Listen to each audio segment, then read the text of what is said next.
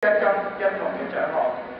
其實蘇華偉先生嘅成就比起唔少運動員有過之而無不及。佢喺96年嘅亞特蘭大殘奧會首次奪得金牌，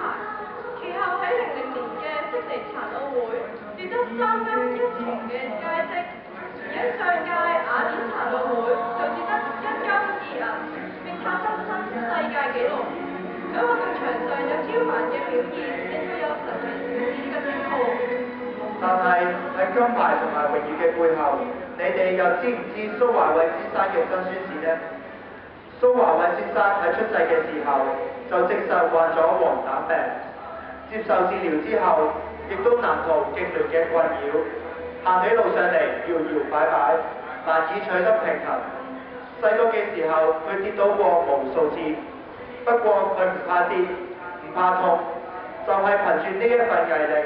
蘇華偉先生不但越行越穩，而且漸漸對跑步產生興趣。憑住佢堅毅嘅意志，最後被挑選加入香港傷殘田徑隊。當時只有10歲嘅佢仲讀緊小學，每星期要接受3日嘅訓練，練完跑之後又要趕返屋企做功課、溫習，曾經辛苦到想放棄。當我哋喺屋企睇電視、玩電腦，或者同屋企人共享天倫之際，蘇華偉先生就要投身運動場上，